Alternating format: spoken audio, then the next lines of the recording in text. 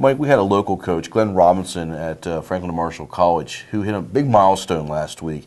800 wins, only the 13th coach in NCAA history to hit 800 wins. That's a great milestone. The guy's been doing this forever, like 40 years, starts like 71. I now take my niece, who's in middle school, and she loves going to catch Franklin Marshall games. I think my parents like to go. They like to watch his antics on the sideline. He gets into this. But it's fun to watch his teams. And the funny thing is, the teams from the 70s and the teams from the 80s, the teams from the 90s, the teams from now, I think you could put some of these same guys out there. They're interchangeable because of the offense he runs, and yet they continue to win. You would think somebody would figure out how to stop this guy. Well, it's the same. It's the same X's and O's. It's certainly the same half-court offense that it's always been. And it's funny because his guru is Dean Smith, who is the ultimate multiple coach guy, multiple offense, multiple defense, and Glenn keeps it pretty simple. And it really is about execution anyway, and they do that very well. They are so post-oriented, or so big man oriented, and I can't think of any other basketball team at any level that has made fewer concessions to the three-point shot era.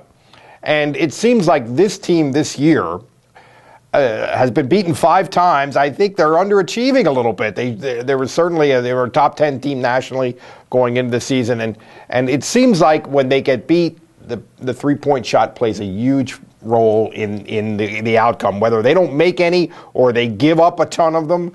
That's been the most common thing. They give up the threes a lot. But the bottom line is this guy has been a great coach for an incredibly long time, and there's something I think sort of neat about the fact that he's done it the same way with such consistency over the long haul. A couple of thoughts on that. One, they lost on Saturday, but I think they shot 17 threes. They just didn't make very many. Yeah, they're like 2 for 17 from the three. But so they did try them. They just aren't making them. The interesting thing I'll say about this year's team is I expect a little bit more out of them because they brought back a lot of guys. Now they've had some injuries. McNally's been out with a concussion, just getting back in. And this is a group that's been to the Final Four. I just thought it seems like they're missing somebody off that bench. Usually has somebody's developing, or I don't know if they had that leadership at the point guard by now that I thought maybe you'd start to see the Giorgio Milligan start to emerge as some of the guys in the past have. So that's my one thought there is I'm still waiting for this team to really get it clicking, and it hasn't happened yet.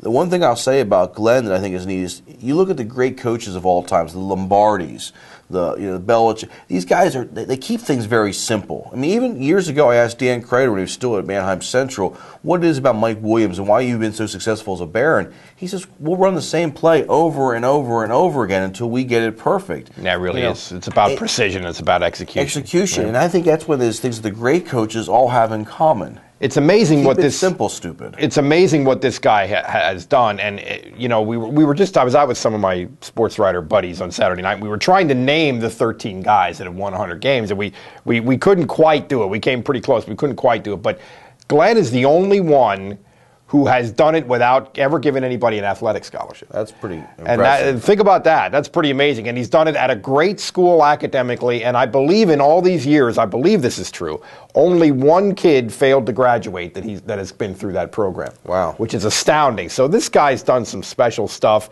The national media got all over it because of the round number, 800. But it's something that we've known about for a long time. What this guy has done is remarkable.